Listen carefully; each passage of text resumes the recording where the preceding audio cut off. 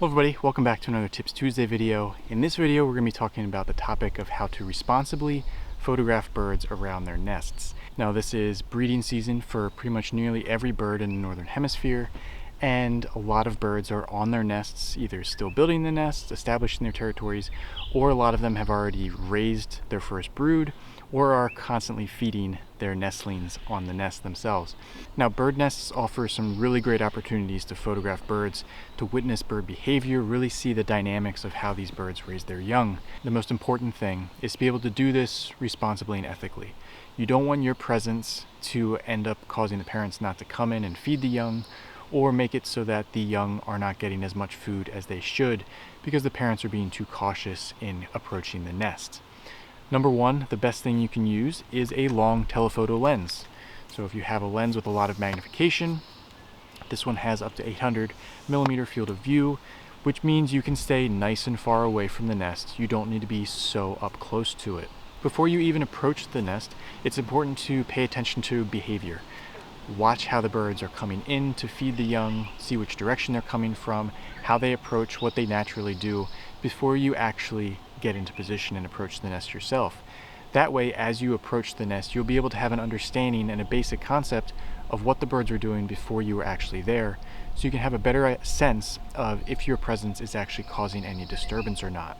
It's also typically better to approach the nest when the parents are not actively there. You don't want to cause the parents to fly off the nest and cause them to flee. Instead, approach the nest slowly, number one, cautiously, quietly as you can, and approach from a location where you're not going to cause any disturbance. One thing that's really important to remember, and it's a really amazing fact, is that even for birds that are traveling thousands of miles in their migration, a lot of them actually fly and expend more energy just by flying out to get food and bringing it back to the nest, because they do this constantly when their young are growing. So they actually fly more than they do during their entire migration journey. So keep that in mind. You really don't want to have your presence be any disturbance for these birds who are already exerting so much energy and putting so much effort into raising their young. Now, you don't need to make your approach and your positioning overly complicated. You can use camouflage, you can use all sorts of things to help hide your presence. Camouflage is a really good way to do it. If you have a photo blind you can set up around the nest, that would be a really great way to have your disturbance be basically minimal. Or you can use natural cover around the nest. You can position yourself in some vegetation so that your presence and your silhouette is not as shocking to the birds as they're on their nests.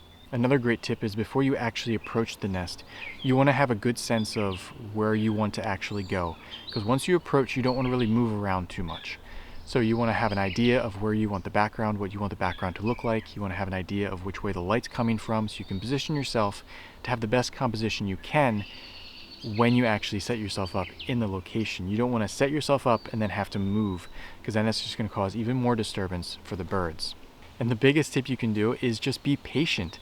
Once you set yourself up, it's likely going to be a few minutes before the parents come back to feed their young. They go out, get food, and then come back, and they usually alternate if the male and female are both feeding the nest, and it's usually a couple minutes where they're gone and then come back. You can pay attention to how long they're away before they come back, and a lot of times it's pretty methodical, and there's a pretty consistent frequency of when they go out and come back with food for the young. And that's also a good way to tell if your presence is actually disturbing them, because if they're feeding the young as frequently as they were when you were farther away, now that you're close, that's a good sign that your presence isn't disturbing the birds. Now, some tips when you're actually in position and photographing the birds. Obviously, you want to have a pretty fast shutter speed, because when the birds are coming in and landing on the nest, they're going to be coming in and landing, their wings are going to be spread. So you're going to need a fast shutter speed to be able to freeze that motion. If you're photographing just the young in the nest, you're not going to need as fast of a shutter speed because they're not going to be moving as much.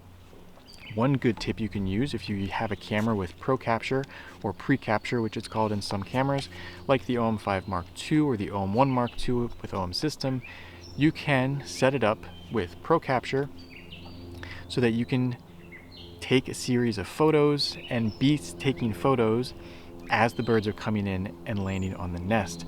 That allows you, that setting allows you to get the full sequence of the birds coming in and landing and taking off from the nest. And it really helps when you don't have fast enough reaction time to capture the motion otherwise. So that's it for this Tips Tuesday.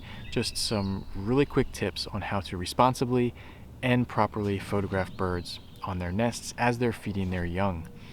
I hope it was helpful for you. I hope you're able to get some great photos of birds coming and feeding their young, because it is a really awesome way to observe behavior, get some nice photos, and just really enjoy the birds around you. So I hope this was helpful, and I'll see you in the next Tips Tuesday.